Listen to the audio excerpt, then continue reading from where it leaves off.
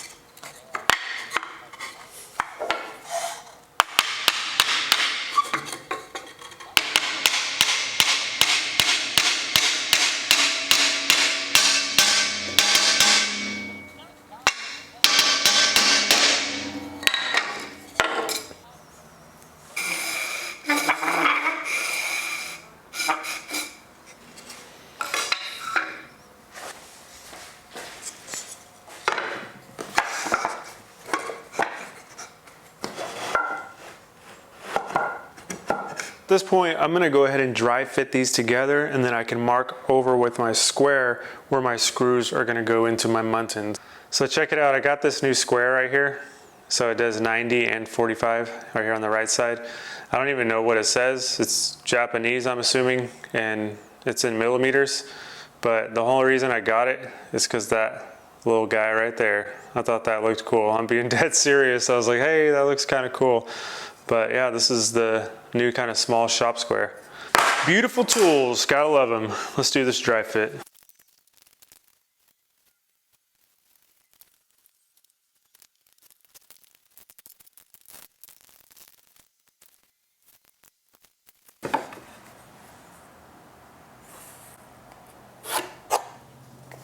So you can see that muntin there, since it's such a thin piece of wood, it kind of just moves around wherever it wants to.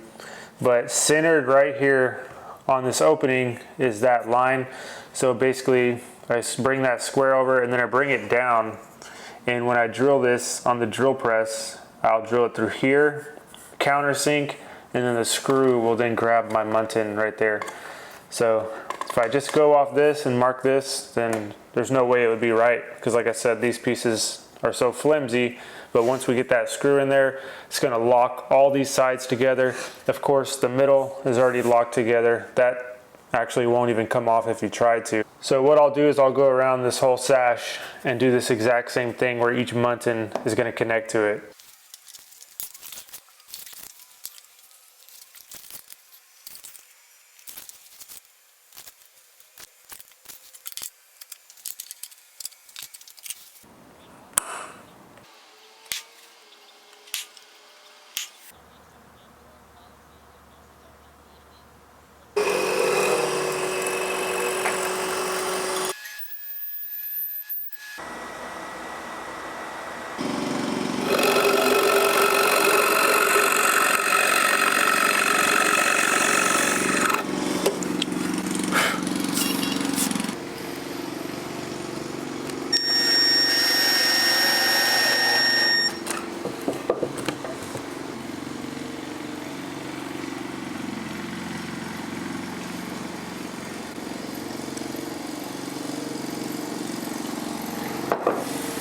Alright guys, so there we have our first sash complete. Dry fit for real this time, because the muntins are lining up on those center lines on the stiles and rails, and they're ready to receive their screws. Actually, no, they're not. They need to be punched and pre-drilled to prevent tear out, because if I just drive a screw in there and it goes in, it'll probably blow out this small molding profile. And I did that same exact technique on the white oak door build. I made sure that I pre-drilled in there. So once we pre-drill that, then we can cut the mortises with our domino and then insert our dominoes. I'm using 14 millimeter dominoes. I'll probably use ones that aren't as long as this one, but this sash is 1 3/4 inches thick, so that's a good size. That'll be a beefy loose tenon in there to really hold this thing together. And other than that, that is it, guys. This thing is ready to assemble. I'm actually going to do that in the next video because I'm kind of out of time for the day, but this is good progress. I got both sashes to this point. Dominoes, 10 minutes to cut those dominoes, pre-drill, another 10 minutes, and these things will be ready to assemble. I got hardware on the way. Since these are outswing sashes, some people are asking, like, how do you deal with the hinges being on the outside of the house? What you do, you got to buy non-removable pin hinges, so someone cannot, pop them out and just get in your house. Like typical interior doors, you can pop the pins and get in. But these are non-removable pin hinges, and that's what you have to use for outswing casement windows. So yeah, we're getting close. Remember, jam is built, sashes are essentially built. We'll marry the sashes with the jam. A couple little details I gotta do. I gotta cut a pitch right here, an 11-degree pitch. So these close on that 11-degree pitch seal. And then these doors actually are gonna overlap by 1/2 inch. So I'll get a rabbiting bit and cut a 1/2 inch out of the front of one of them and at the back of one of them. We'll go through all of it. Hopefully I can do that soon, but we are starting a new job soon. So I hope these things don't sit around too long. These are all paint grade, by the way.